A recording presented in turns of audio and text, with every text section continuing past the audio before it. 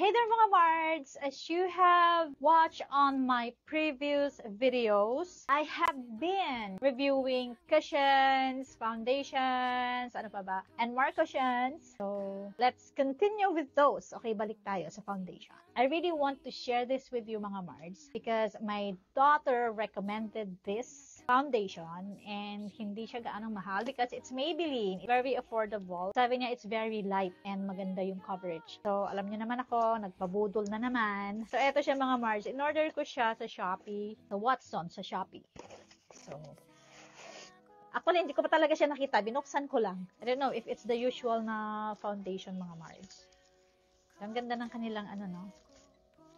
Instead of bubble wrap, yung paper. Okay, here it is. Oh, ay, ang ganda. Wow! Huwag ka na iba to. Kasi ako rin kawawa. Ako din maglilinis. Ang ganda purple, mga Marts. Panalo. Packaging pa lang. May naka-emboss na Superstay. This is the Maybelline New York up to, wow, 30 hours. Lumi Matte Foundation with SPF 16. So, etong 110, siguro ito yung shade. I think shade ko naman. Sana hindi gaanong maputi. Alright, so ayan. Kahit dito, it's embossed. The bottle is also embossed. So, this is 110. I'm in the shade 110. So, up to 30 hours. Yeah, soft matte finish and buildable full coverage. Wow! Full coverage daw tingnan natin. Pero sabi ng daughter ko, grabe daw yung coverage niya. I hope it's true to their claims, mga Mards. Yan, shake well before use. Manufacturing date of this one is December 2023 and it will expire on, wow, 3 years. December 2026. The shell life, if it's opened, is 12 months. So, pang 1 year lang to. So, maubos ko naman to agad. Because I'm doing streams, live streaming, I'm doing vlogs, I go out, edi, buwas ang mga foundation, mga Mards.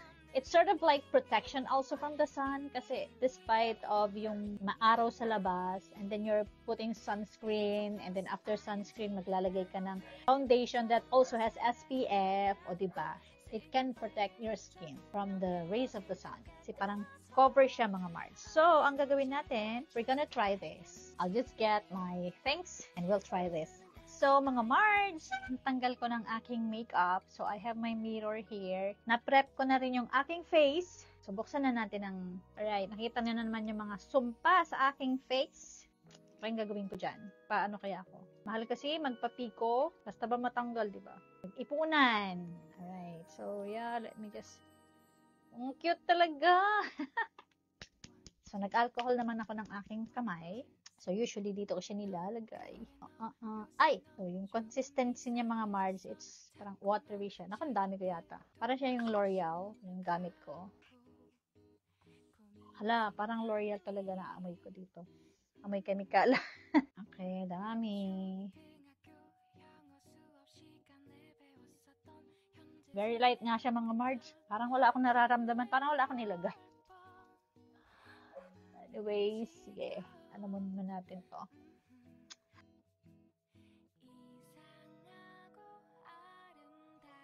Buildable naman siya. So, I'm still hoping na kaya niyang takpan ng aking mga blemishes. Especially this two talaga. Nako, mga ano yan. It's a pair, you know.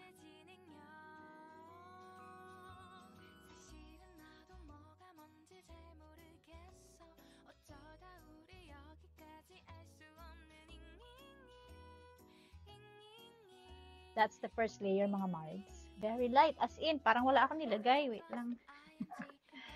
Isa pa. Isa pa. Okay. Alright, so our second layer. Oh, talaga. Hindi talaga niya kayang takpan ang sumpa. Wala na talagang pag-asa yan. Kailangan talaga siyang and pati yung aking pati yung aking eyebrows, mga Mards. Oh, na-erase na. I actually microbladed that one. So, kinontak ko na yung nag-microblade sa akin before and hindi pa ako makahanap ng schedule ko para makapag-microblade. Pero hopefully this week, tingnan po. So, grabe. Mag-i-stream ako ng Friday.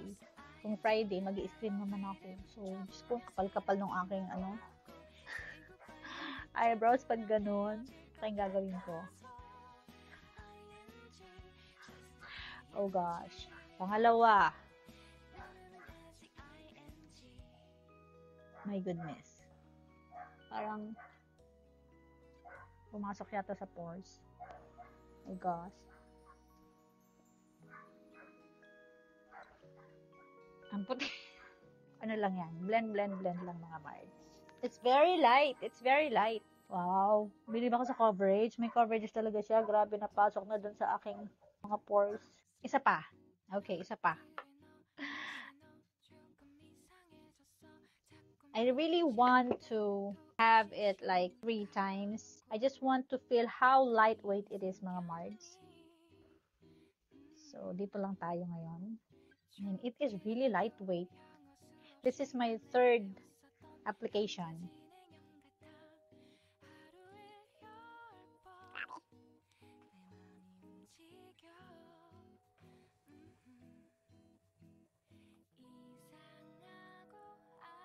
Okay.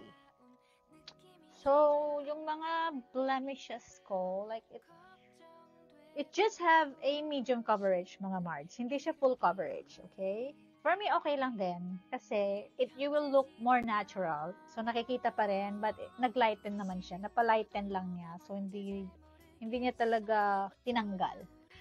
Okay, so, parang wala kang nilagay, pero medyo, hindi naman siya malagkit. Konting stickiness lang. Or, baka hindi lang natuyo.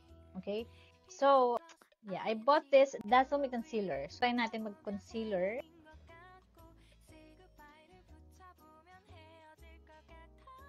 Tingnan natin.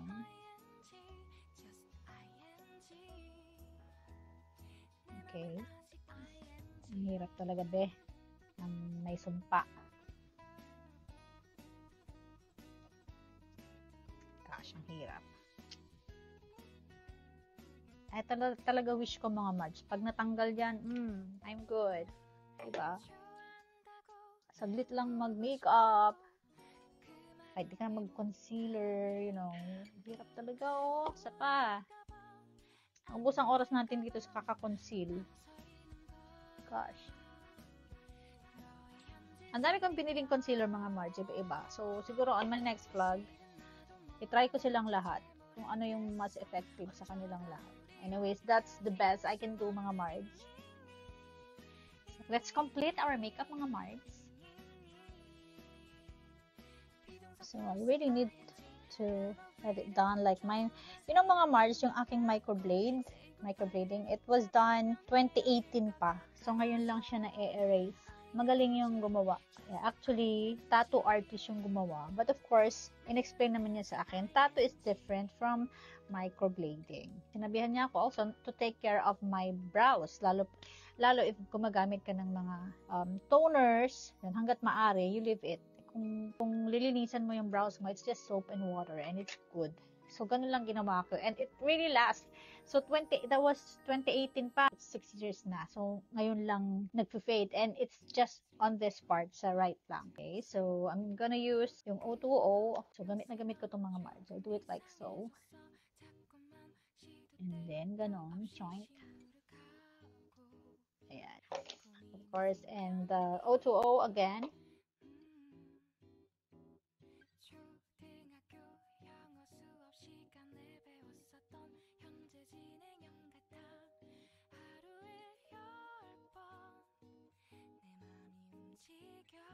Marge.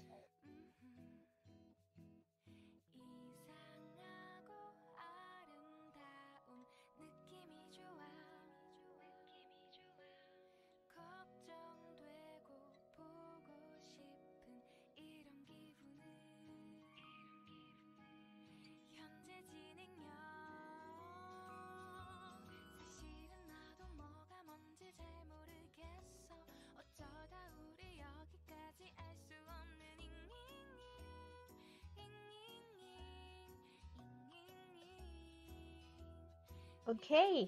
Ay, mga Mars, nako, muntik ko na nakalimutan. Goodness.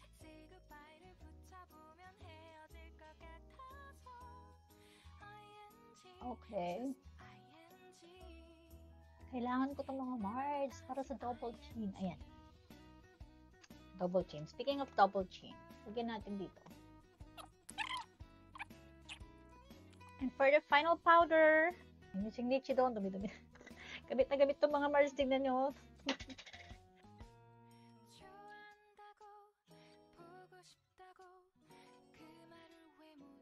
Nako, sabi ko na eh. Ay, nako. Goodness.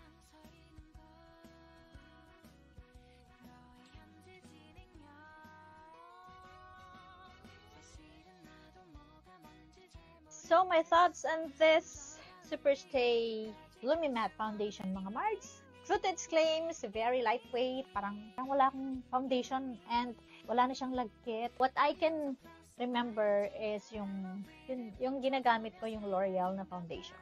Yon, ganun din yun, very light. And like this one, it's also very light. And yes, this is my shade. It's 110. Fill the ball, full coverage. For me, medium coverage lang siya. Kasi, I still can see yung mga blemishes ko. They were just lightened. Hindi talaga siya nawala. So, it's not full coverage. For me, if it says full coverage, yun as in wala lahat, wala yung mga blemishes ko. Okay lang if naiwan yung dalawa na, yun yung malaki na yan. Kasi it's really very dark. But those small ones, yan, nakikita ko pa rin. So, ayan. If you can see, the tissue is wet. Woo!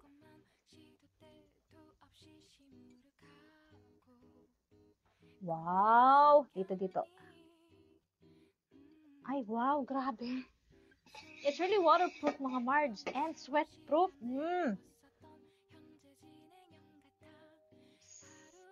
As in, wala. Wala talaga siya. It's really transfer-proof, mga Mards. So, pag nag-swimming kayo, pwede kayo mag-foundation. This is cheaper than L'Oreal, mga Mards. So, mga Mards, thank you so much for your time. This has been Rice DG. I will see you again on my next one.